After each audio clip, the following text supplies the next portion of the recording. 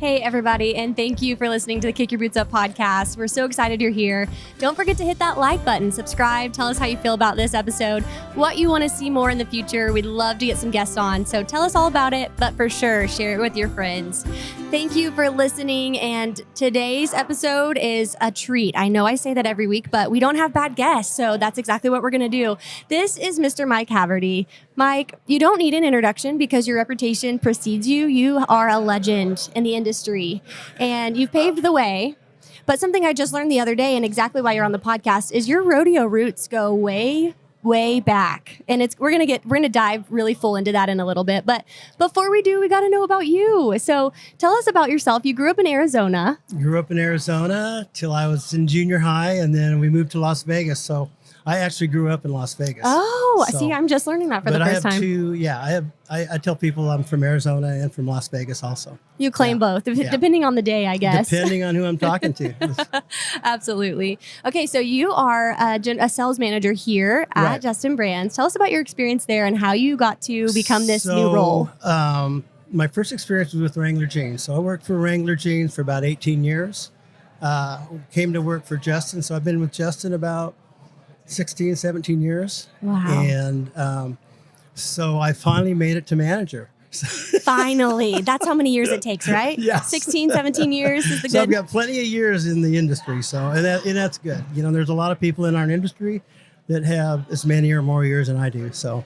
And that's what I love about it, too, because even though you're at Justin now, you were at Wrangler, and you have friends with other brands, and you all get together. You guys just get together, and any opportunity you have, you go to parties, and you go to dinner, and the camaraderie there is good. Very good friends with all my Wrangler buddies, you know, from working with them for years, and of course, all the Justin guys, too. So. Oh, yeah. And you had to have started in your humble beginnings. I know Wrangler helped you, but you had to transition into boots. That's a little bit different from jeans. So tell us about when you first got started at Justin to now, some of the things you've seen change, the trends even, whatever comes to mind. You know, there's been a lot of changes in the boot world with Western.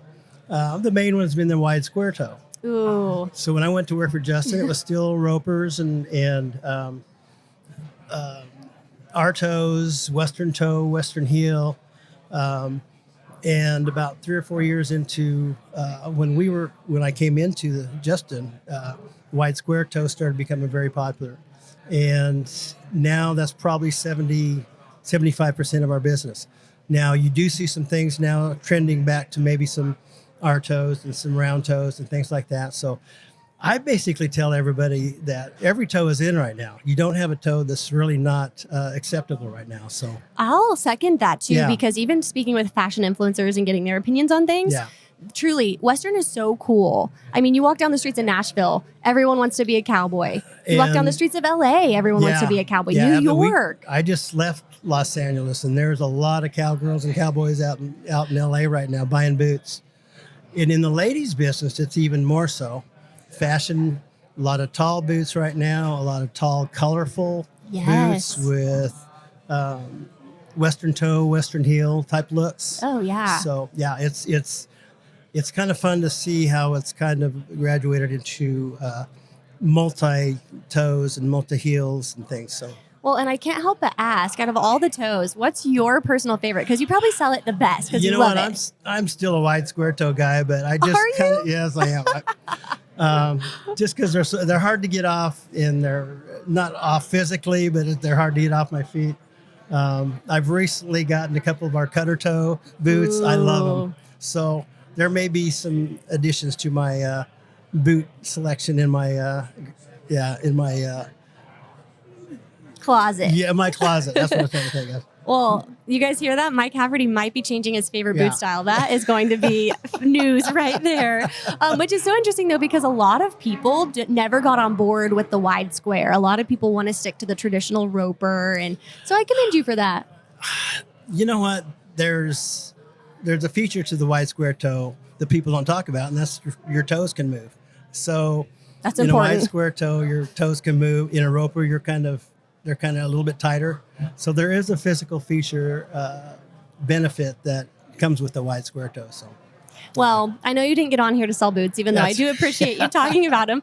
The real story here is your family, and more specifically, your grandpa and your dad. Yeah. Yesterday, we were casually talking, and one of the sales reps, David King, we got to give him a shout out, was like, do you know who his dad is? Do you know? And it just got into this history. I'm sure, on my search history, we went down a history rabbit hole of all the rodeo legends. But what was so impressive to me is, let's start with your dad specifically, because you have pictures of your dad and your grandpa with Casey Tibbs, Jim Shoulders. Talk about all that. Dad was in that same era, and he was, top 5, top 10 in the early 50s.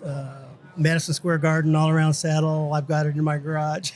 No big deal. Just literally, I'm sure this would be a museum saddle. 4 Calgary bronzes. So bronzes. Yeah. Yes, that's right. Because your dad was kind of known as like, he's the guy that's gotten second and at almost all the legendary rodeos: Calgary, Cheyenne, Pendleton, Prescott. I think he won Prescott. Yeah, one all around at Pendleton also. Yeah. Wow. Well, that's so legendary. And all of this happened before the PRCA too. So right. It was kind of when the Cowboy Turtle Association and the IRA were all kind of trying to figure out what their path was going to be, that morphed into the PRCA. So yes. He was a history, and even getting to see the pictures that you have, your home photos, which is not like anyone else's home photos. It's the Cowboy Turtles Association card. So my grandfather, he was Oklahoma Pete Haverty. He was the one who had one leg, who was actively going to rodeos also and roping. Okay, hang on. Wait, what? He had one leg? Yes. Oh, you didn't see those pictures? Let's tell everyone about it. I knew that. So let's tell everyone out there then, because that is like the main point right there. One leg. How are you successful with one leg and a cowboy? I don't know how he did it, but I've got pictures to prove it. So anyway. I've got pictures of his physical Cowboy Turtle Association cards. Yeah. Wow. And which is kind of cool. And very cool.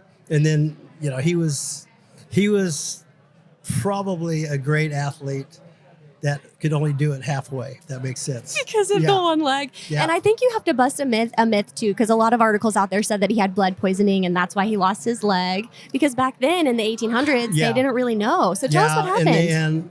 And he was 8 years old, I believe. And I think it was from a spider bite. Anyway, it was a blood poisoning that happened, and he did lose his leg because of that. So. And you were telling me, too, that people would pay his entry fees, pay for him to go to rodeos just so they could see him rope. Yeah, they bring him to Pendleton, to Salinas. I've got pictures of him at Pendleton steer roping and Salinas. Oh, my gosh. It's quite... The pictures are quite legendary. So. And he did team roping, but more specifically steer roping. Yeah, so he had to get off and tie.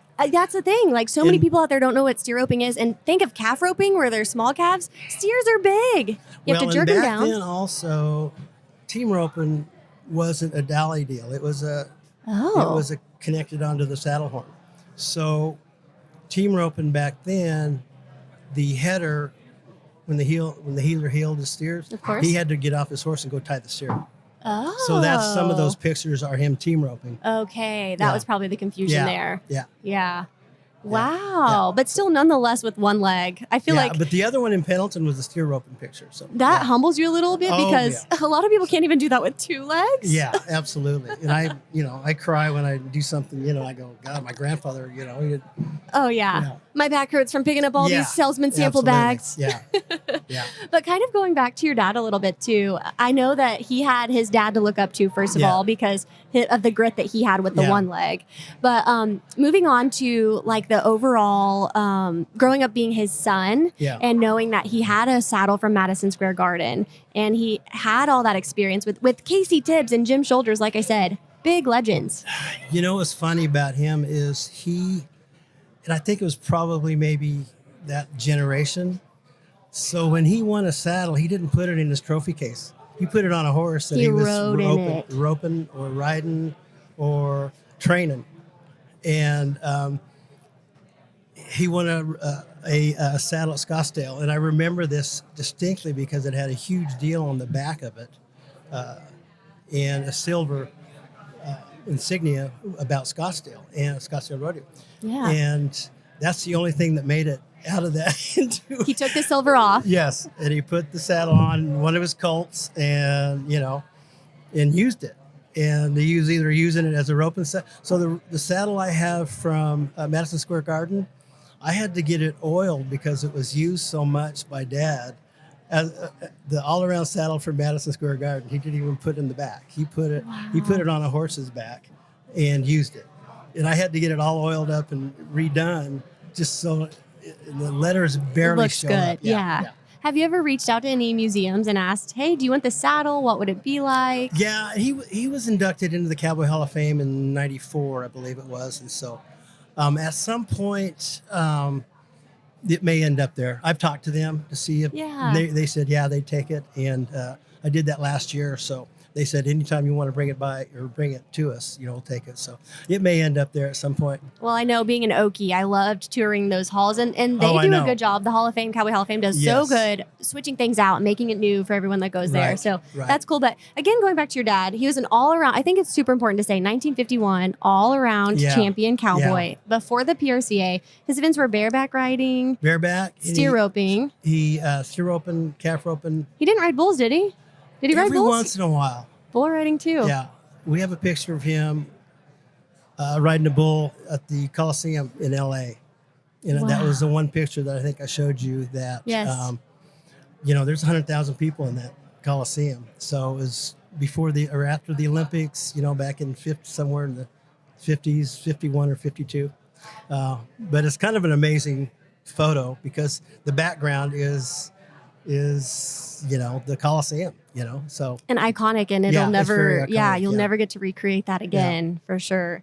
And to kind of tie things up and end this interview, I've got to ask, what was it like for you growing up with knowing that your grandpa was a legend, but now your dad was a legend, hung out with the legends? Was that a lot of pressure for you? It really wasn't, because growing up that way, you don't realize, all I knew is, since I had grown up to know anything, we were going to rodeos. That's how he made a living back then at that time, among other things. Okay. But, during the spring and summer and fall, we were going to rodeos. And he started slowing down as me and my sister got older. But when I was younger, that's what we did, So I guess we could call you a rodeo brat. Yeah. And you learned at a young age then, not only how to stay in a saddle, but how to start roping yourself. And you rope today, right? Oh, yeah. Yeah, and I roped quite a bit. And I roped in PRCA for about 20 years, and it was great. Great experiences. I loved it. Mainly tie down roping, calf roping, and I did some team roping also, and some steer roping. But I loved every minute of it. But I loved my job, and I could kind of do that plus my job, so that worked out great too. It did. And you realized at one point in time that you weren't just good enough to make all the money in rodeos, so you had to figure out how to get a job, right? Yeah. You had to smarten up we all had to figure out at that point that you had to have money for your industry. So I knew I had to have a job for my industry. To get it going. Well, I commend you. And before we go, will you show everyone, do you still have both your thumbs since you're a team roper? They're still there. Yeah. They've gotten caught a couple of times, but I've been pretty lucky. Yeah. My dad would never let me actually try team roping because he was afraid I would get my thumb in. Yeah. So I did a lot of dummy roping and told myself one day I would, but never. He was probably a smart guy. Yeah. Having girls for sure. Yeah, well, Mike, thank you for taking the time to talk with us and share your story. Thank you. I think your dad and grandpa will go down in history, already have gone down in history. And it's important to share their legacies and to live it on. And so thank you for not only living the way that Justin lives, standard of the West, and keep upholding those standards, but for sharing their legacy as well. Thank you. Of course. Thank you for listening to the Kick Your Boots Up podcast. Tune in next time when we come back with more to Kick Your Boots Up. Thank you, guys. I'm your host, Taylor McAdams. Enjoy your time. Thanks for joining us on Kick Your Boots Up. I'm your host, Taylor McAdams, and we can't wait to share the next story of the West. Until then, feel free to like, subscribe, and leave us a review. Follow us on social media at Justin Boots to keep up with our next episode. And we'll see you the next time you kick your boots up.